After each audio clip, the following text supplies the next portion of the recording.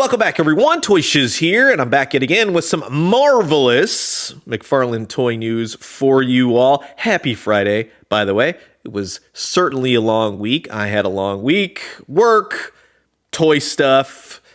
Went to Vegas, quick up and back. Nice trip all the way around. I was at the Mandalay Bay Licensing Expo 2024. Saw a lot of great products, new stuff on the horizon. Should be fun. 2025 should be very interesting. And I think the name of the game is just combinations. Combinations of everything. And we're not talking just toys here. Every product under the sun. Everybody wants to mix and match and put ice cream with mac and cheese these days. So we'll see what happens. But stay tuned to my socials. I'll have more photos, reels, videos, everything. Shot a lot of footage. So a lot of fun. Pleasure seeing you all. You know who I'm talking to. And we'll be talking a lot more Toy Biz toys in the future, that's for sure. We'll be doing some retro shiz videos up the yin yang, which I am stoked upon, but more on that in just a few. Kind of like a segue into what we were going to be talking about today. But yes, by now, there was a bit of an embargo date, but you've undoubtedly probably seen or heard, or maybe this is why you're here, McFarlane Toys will be teaming up with Marvel. The DC Multiverse meets Marvel. Hopefully we got some amalgam stuff in the future. That would be amazing. But until then, we have some new Marvel 1/6 scale and 1/10 scale. They're calling them figures, we'll just say, in the press release, but they're really just statues. They're calling them posed figures. Let's call them for what they are. Statues, right? They're not articulated in any way, shape, or form. They're all pre-posed.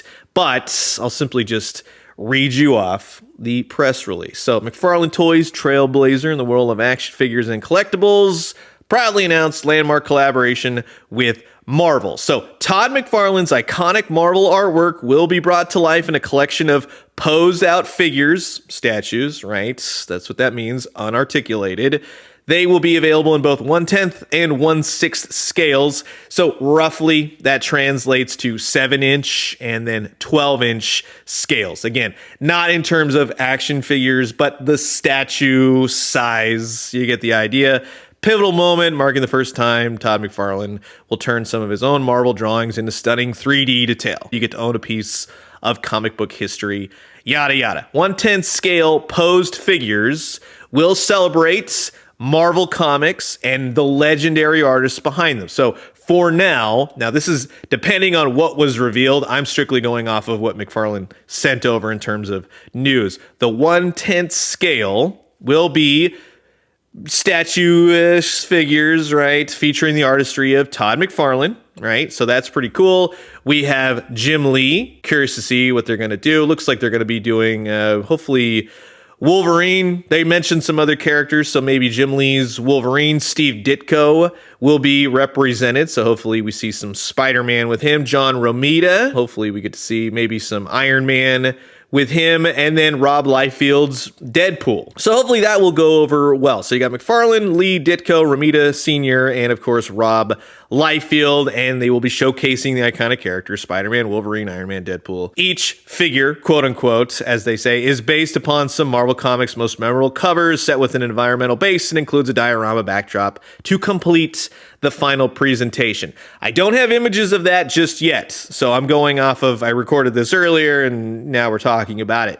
The 1/6 scale, I do have pictures on, so we can definitely look at all the pretty statuesque photos that we got going on. So for the first 1/6 scale, we're going to be getting Captain America, Todd McFarlane's Captain America from The Amazing Spider-Man issue 323, The Assassination Plot, Part 4 of 6, which, again, that artwork instantly transports me to a certain time period, the kind of time period that I like to exist in when I talk about Marvel, DC, and whatnot. So beautifully translated from comic book cover to now a statuesque pose, we have Captain America. I like that they've recreated Todd's artwork. They have the nice line work, the colors. Everything looks pretty cool on this. Keep in mind, 1/6 scale is 12 inch. It does come with a sculpted figure. It comes with a sculpted base. The backdrop is said to be a cardboard, just FYI. And the price range for these 1/6 scale figures are going to be more in the $50 mark, whereas the 1/10, again, 7-inch scale, will be around the $30 mark. And that, of course, is subject to change. But that, just for now, as a heads up, that's what you're looking at in terms of the pricing. These will also each come with their respective comic, of which, yeah, these 1/6 scale figures, statues, are based off of. So then my question to all of you out there would be this: for those of you who are Marvel Legends collectors, or those of you who are Marvel Select collectors, is this something up your alley? I can honestly tell you that these look great. Do I absolutely need these? Like, some of them, they're going to be kind of tempting, I'm going to be honest with you, but not something that I necessarily need because, well, I have a dozen Captain America figures, or I have a dozen Spider-Mans, as you'll soon see. But it's really the kind of figure, the kind of statue that I like to see. In fact, I think I've mentioned a dozen times, I would love to see a Marvel Legends line of just Spider-Man, but they're all based off of a different artistic source, Romita. Then you're going to have Todd McFarlane's, and so on and so forth. And I think that that would be cool. And hopefully, just to kind of say, like, if these sell well, then maybe Hasbro with their Marvel Legends would go, oh, maybe we should do this kind of collector line, put all this extra line work in, do an actual Todd McFarlane Spider-Man, do an actual Todd McFarlane Captain America, do this artist version of that character, put all the sculpted details in. I guarantee you, well, that would be right up my alley, and I think a lot of you out there would agree with that. So, to kind of conclude about Captain America, I think he looks stellar. I love the colors. I love the line work. I think it's a beautiful recreation, fully realized comic book cover brought to life for this issue featuring Captain America. Now, you'll notice you see Spider-Man there. We're going to go on another offshoot for The Amazing Spider-Man number 301. In this issue, Silver Sable returns, but you see that iconic pose once again drawn by Todd McFarlane. So once again, you get the idea. Todd McFarlane, CEO of McFarlane Toys, of course he's going to want his stuff front and center. But from the issue, we're going to be getting Spider-Man, and this looks great as well. Again, keep in mind 1/6 scale, meaning around that 12-inch mark, non-articulated. It's just a statue, but I like the webbing. I like how he's jumping through the hoop. You got the backdrop. That's pretty cool. I dig it. You got the spaghetti webs.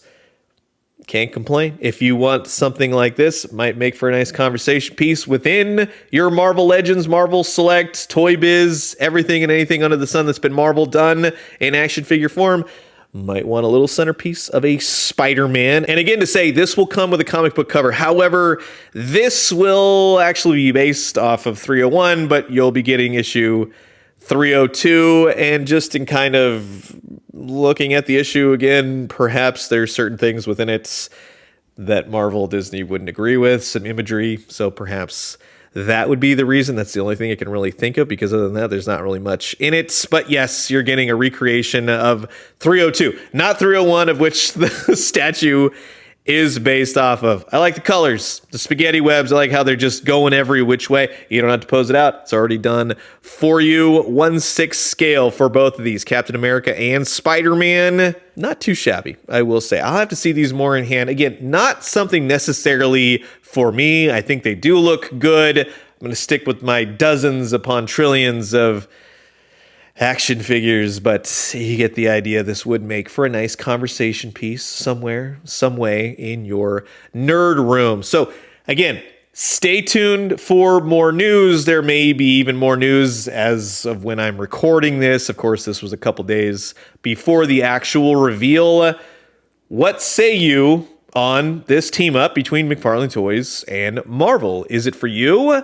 Would you like to grab these? Perhaps you're on the fence. I'm interested to know your thoughts. So comment below, let me know. Let's talk everything McFarlane Marvel. We should call them legendary Marvels, you know, just to kind of cement that home. They're not Marvel Legends. They're never going to be action figures. They're just statues in conjunction with McFarlane Toys and Marvel. So I'm going to leave you guys with that. As always, drink some great coffee, eat some great food, but most importantly, remember, hey, you never know what the future might bring. Like I said, if they're doing these statues now, perhaps later on, maybe we'll see a crossover. Maybe we'll see an actual Hasbro McFarlane Toys team up and they can make some amalgam figures. That would be amazing. I think that would be a lot of fun. When they do, let me know what you found. I'll talk to you guys soon. Adios.